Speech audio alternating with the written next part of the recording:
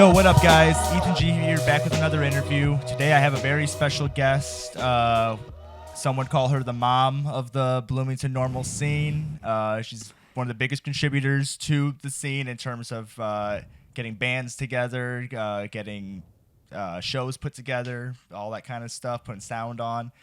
Give it up for Bridget Lantz. Yo, what up? What's up? How you doing? Thank you so much for having me. I'm so glad to be here. This is awesome. Oh, yeah, first time doing something like this. Yeah, so I'm really stoked. And we've already been talking about like video games and shit for the last like 40 minutes. So time to get time to get to the music stuff. Mm-hmm. So like I said in the intro, you're one of the biggest contributors to this music scene. Thank you, So for the people who don't know you, what would you say you do?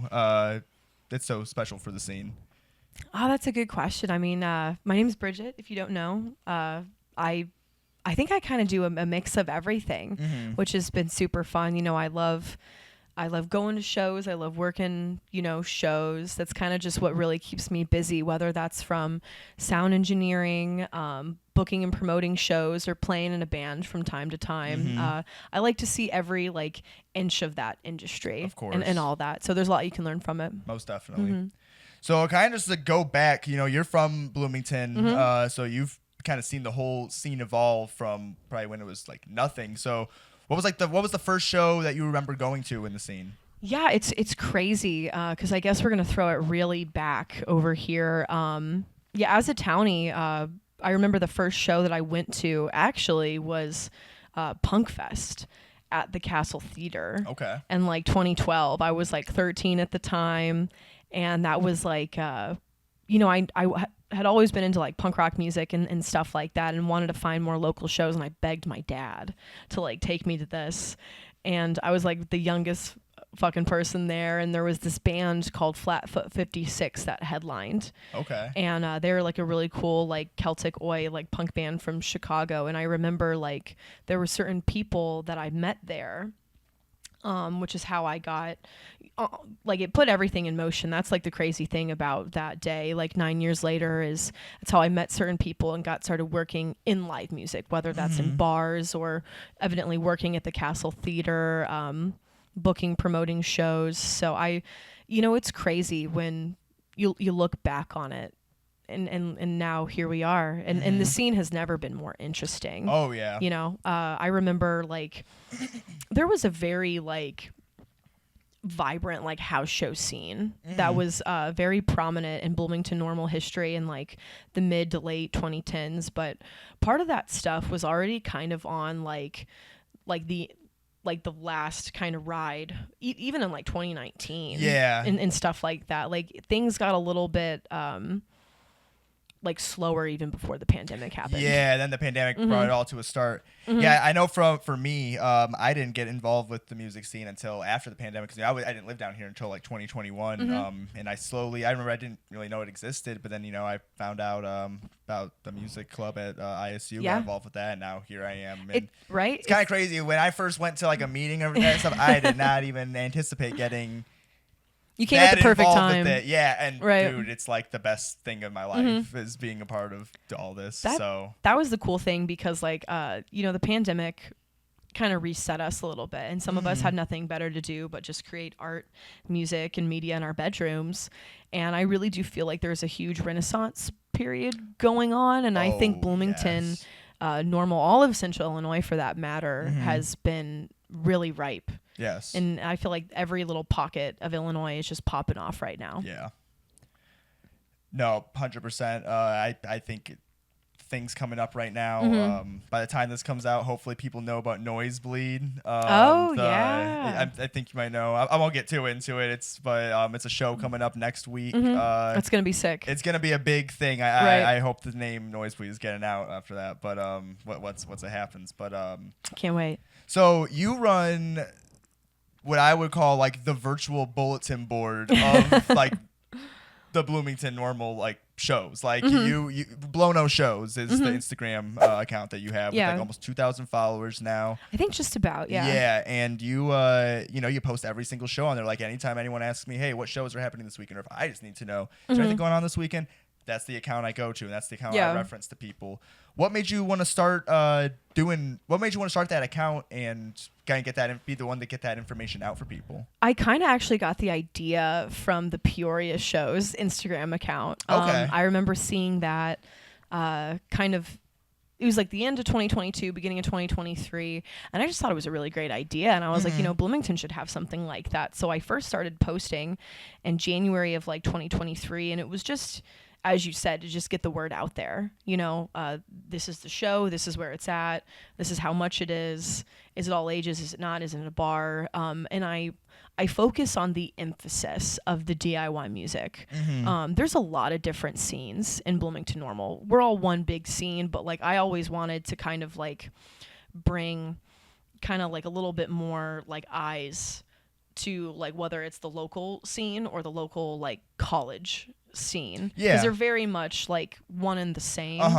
And just local people putting it on. It's no shade to any other like bar or like venue that like is doing anything else, but like I feel like that scene, the underground that we're a part of, doesn't really get the same type of traction as a whole in a lot of different towns. So this was kind of just being like, if you're like a young teenager or young mid 20-year-old and you want to know what's going on, here's this Instagram page for you. Yeah, I think it's awesome that you do that because, especially when I first came down here, and like I said, like the pandemic was still going. Like we were still wearing masks right when I got down. Right. And it's hard. Like a lot of people will tell me, like when I tell people like, oh, you should go to shows, like, well, I don't know where they happen. I'm like, dude, there's literally all you gotta do is go to this one page and you'll see everything going on. And I just think that's awesome, just because it gets the information out. And like I have to say, it's probably responsible for the turnouts for a lot of these shows. Like that's where people go, and that's why now at like house venues, they're hitting capacity like at during the first band, and you got like 100 people showing up almost every single night. Like it's amazing. It's crazy because like I'm so glad people come out, but like I don't give out like the address just because I have thought about that. I'm like, oh no, like I don't want to be like single-handedly responsible. That is a fair shutting stuff down. Yeah. So it is definitely like if you know. Yeah. Because out of like 130,000 people that live in the whole like Bloomington Normal metropolitan area, it's cool that there's like 2,000 people that really want to like be a part of that and come out to just it. Be in the know about it. Yeah, even just be in the know of it. Like, and I feel that's more than enough people to have a vibrant, blossoming scene. Yeah, no, 100%. I agree. So yeah, you've been doing Blonoshows for colors. That's actually, I think that's how I met you. I remember the first time I came up and introduced myself because everyone would be like, "Oh yeah, Bridget runs that page." I'm like, "Well, who was that?" And then I think it was at a Meltdown show, and I was like, I think it was because I do remember you coming up to me and I was like, "Yo, I just want to introduce myself." Right? Yeah. From the music business organization, which is so rad, like because that's such a great thing. And they're so committed to like covering student and local shows, which is great. I'm very proud of what the ISU Music Business Organization has been doing, especially since my departure. It's been they passed the torch. Yes. Yeah. No, they're holding it high. It's been awesome. Definitely. So now you still do Blonoshows, but you also have your own production company or think company. Like what do you? I would call it a production company. Okay. Yeah. So, Atomic Blue Productions. When did that start, and what made you decide to start doing that? So the first show I ever put on was January of 2023, and it was in the coffee house. And, even before I started working in music, because, like, I didn't start working in music until, like, June of 2021, and I had a really great mentor that taught me sound engineering, a little bit on lights, and, like, how to do stagehand work and all that kind of teach me like the throes of it. But even before that, I always wanted to like do music business stuff like that, booking and promoting shows. That has always been like the main thing I love about it. And I was like, let's just do something. So I reached out to a friend at the coffee house, and they hooked me up. And then the more shows I started to do, it just became a little bit more consistent. And one of my managers at the castle, she was like, you need like to do, shout out Nicole, by the way. She's like, you need to do something, like have like a name. You need to put your name on like flyers so people know it's you, like, have it kind of be like a brand. And I was like, okay. And I didn't really know what I wanted to call it until I admittedly got really high in my garage, and this is when I had blue hair at the time, and I was like, maybe something with blue, and then I remember just I was scrolling through Instagram and I saw this like thing about atomic energy, and I was like, wait a second. I was like, atomic blue. It just clicked. Those high thoughts, It was a dude. high thought, and I Dude. usually do not like my high thoughts, but that one kind of worked out. and This then whole that's it. this whole podcast, whatever you want to call it, thing I'm doing is just the result of like high thoughts. So Sometimes that's how all this best, stuff comes, I man. see why so many musicians smoke weed. Oh yeah, Because there is some like creativity laced in there with all the bullshit. Dude, yeah. So Man, you know, weed gets the stigma. People like to whatever. That's not what we're here for. right. Hey man, I've had some of my best ideas when I'm smoking a joint. There's something so about like being in the shower when you're stoned. I feel And you're that. just like, I'm figuring out the world right now. Yes, dude. You know? No, you're really like that inner monologue is like chugging away. Yeah, no, Yeah, you're going but in. Atomic Blue is mainly to me like, you know, I'm a one-woman show. I'll bring the sound. I'll do the sound. I got buddies to help me with the flyer. I'll book the bands, be like the point of contact, excuse me.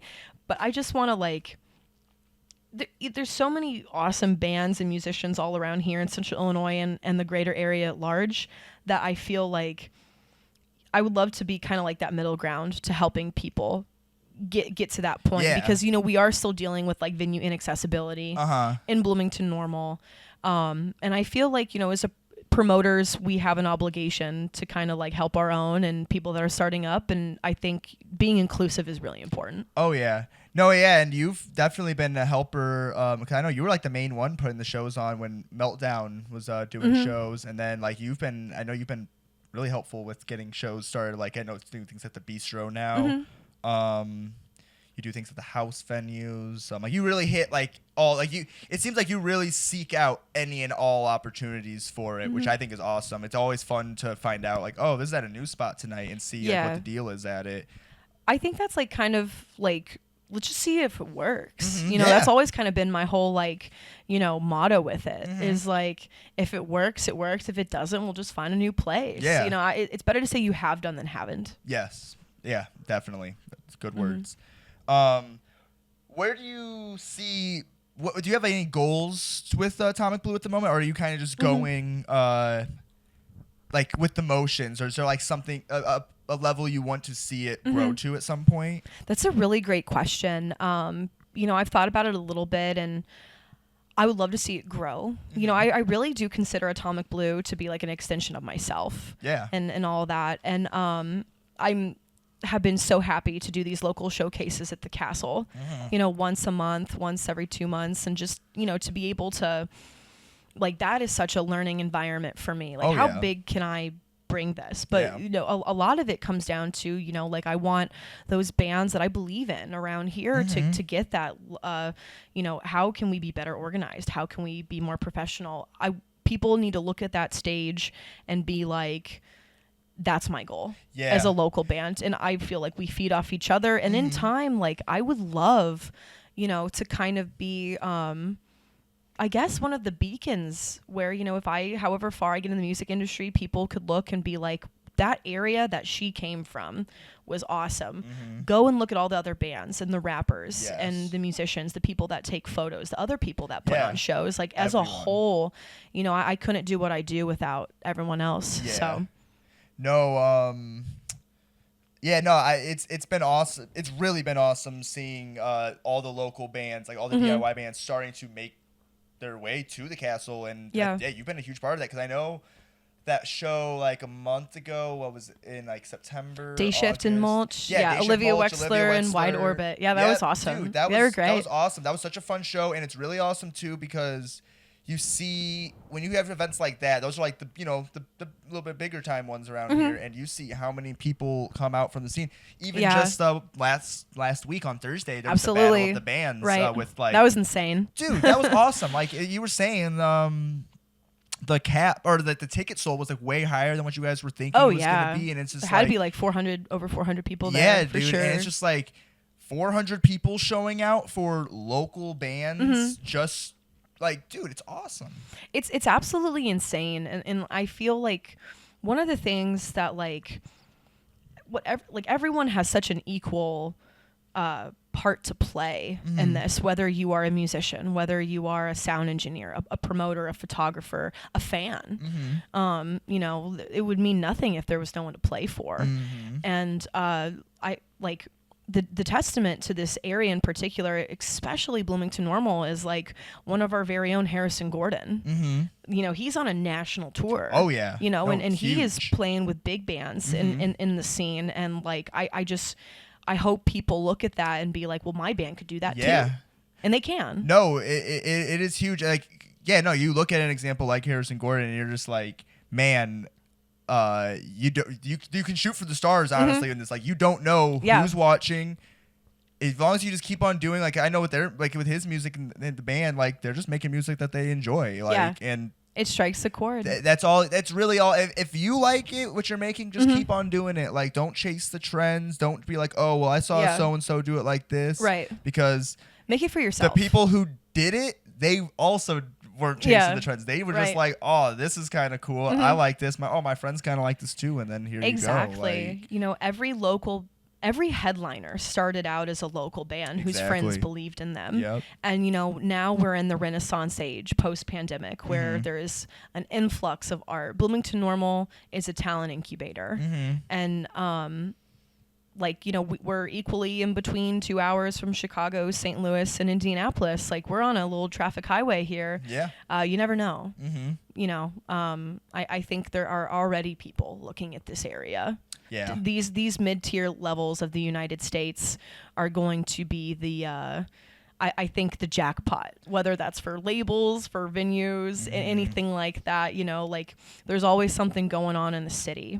LA, New York, Nashville, and not to put any of those cities down, but like, when you're able to take control of a whole area and like you have a scene that's willing to back you up 100%, you're a little bit more noticeable. I would say. Like, for example, what was that, like 3-4 weeks ago now, when that town hall meeting happened in town? Just a quick overview for people who don't know. There was some laws or ordinances going to be passed in the town that basically it was looking like it could have been a damper on our music community, as well as other reasons too. But, you know, we were really concerned about how local shows were going to go forward. It was a little if things scary. were going to start getting shut down.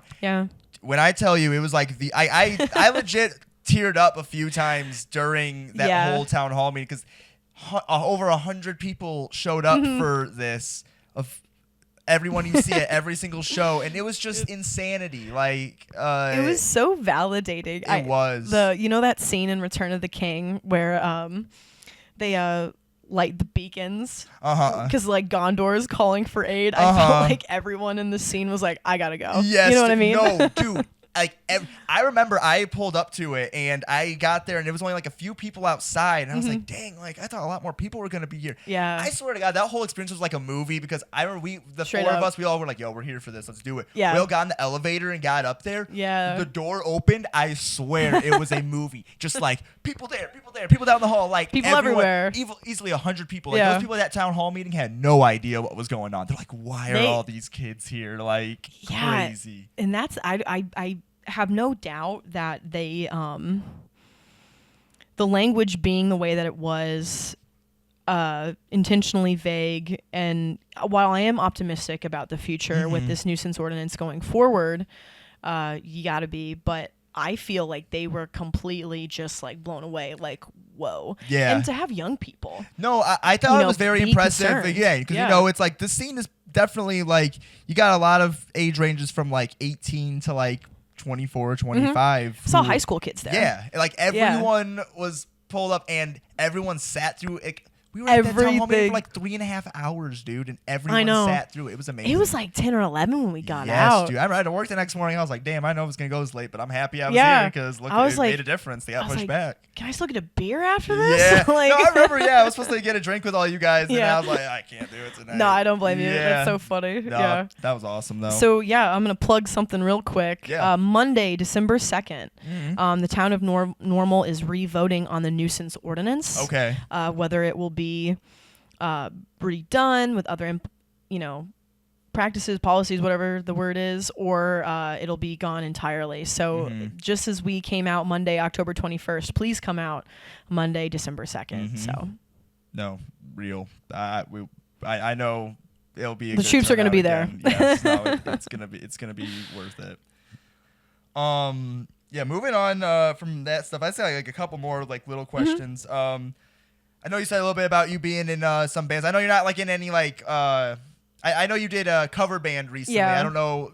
Speak on that a little bit. Talk about your performance. It was so much fun. It was called Sweet Children. It's a Green Day cover band. And a lot of my homies that play in like Dumb Down, Liz Allen, Sorry Forever, we're all big Green Day fans. And we just started jamming, doing the songs that we love, because Green Day is responsible 100% for why I do what I do. I heard American Idiot when I was 9 years old, and it just opened the door completely. And I had such good parents that were like willing to let me express myself, and so we're just like, let's do it. And then there was like a Halloween show, and we're like, this is the perfect time. So we brought the eyeliner out, the red tie, the black skinny jeans. So we'll do stuff from time to time, but it'd be fun to do more original projects in the future. Oh yeah, no, I think that'd be awesome. No, really cool. Speaking of Green Day, you're also on top of being like the Bloomington Connect, basically. Yeah. You're also a little bit of a celebrity now. When you went to that Green Day concert a couple months ago now? It was in August. Yeah, I guess you could say that. That was just so tell the story. Like, larger than life. Yeah. Obviously, it's no secret that I love Green Day. And they were playing with the Linda Lindas, Rancid, and Smashing Pumpkins, and this was their first Midwest date on their Saviors tour, because it's been 30 years since Dookie came out and 20 years since American Idiot came out. I can't believe that. But anyway, I was right on the guardrail. I was with some of my best friends, and during the song Know Your Enemy, Billy Joe always brings a fan on stage. Now, he actually pointed at me. He's like, do you know the words? And I was like, yeah. He's like, you swear to God? I put like my hand over my chest. I was like, I swear to God. And he's like, get your ass up here. And the whole time I'm just like, oh, Bridget, like, don't mess this up. Yeah. Like, this is one time you can't. Oh, dude, where for was real. This at again? Wrigley Field. Dude. Sold out, 40,000 people. And it was just like the adrenaline, just like, I can't even like begin to explain what it's like. And, I got on there and like we sang together and we jammed out together, and I got to hug and talk to him. And, what's so funny is like he pointed at the ego riser and he's like, jump. I was like, okay. And I got up there. I was like, this is really high. Yeah. And I was like, but when Billy Joe Armstrong tells you to do something, you just do it. Yeah. And I jumped, and my knee has been hurting for 3 months since. It was right after. So, I gained this amazing experience and lost my knee in the process. I'd say it's a fair trade. Yeah. But, and then afterwards, they gave me a set list, some drumsticks and guitar picks, and they took me backstage, and their crew was so nice. That's awesome. And it was just like, it was the most whirlwind, beautiful experience ever to like front my favorite band, even dude. Just for one song. Oh, dude, no, yeah. I imagine you're probably still riding the adrenaline from it. It still doesn't honestly. feel real. Yeah, like honestly. How many can say that they were on the stage at Wrigley Field in front of? Yeah. Like it was probably a sold out show. I imagine. So it's like looking out like at everyone, because like things are so bright up there. It's like an operating table, and it's so like loud, it's deafening, and you just see this sea of silhouettes, and like you're just like, probably. Whoa. But I remember being like, oh man, Carpe Diem, like you can't mess this up, like, because it's so embarrassing if you do, but this is so like awesome that like just have fun. Yeah. And that's what I did, so it was great. Awesome. Well, no, thank you so much for coming on again. I really appreciate it. This was so much fun. Awesome. Yeah. Instagram, you can find everyone. Go follow Blonoshows. You have to. I'm gonna drop that on the screen, and then also follow Bridget's personal account. How do you say it again? It's BabsUvulahu _. Another Green Day username, yep. But Bridget Lantz is also fine if you look it on the Discover. Yeah, peep those and see what I'm doing and what's going on in the local scene. So, and keep watching this podcast. This is so cool that we have someone doing this. Another testament to how awesome our scene is. Yeah, no, I appreciate it. So thank you. Yeah, of course. Yeah. Now, thank you for you guys for watching, and see you guys next time. Yep, peace. Cool.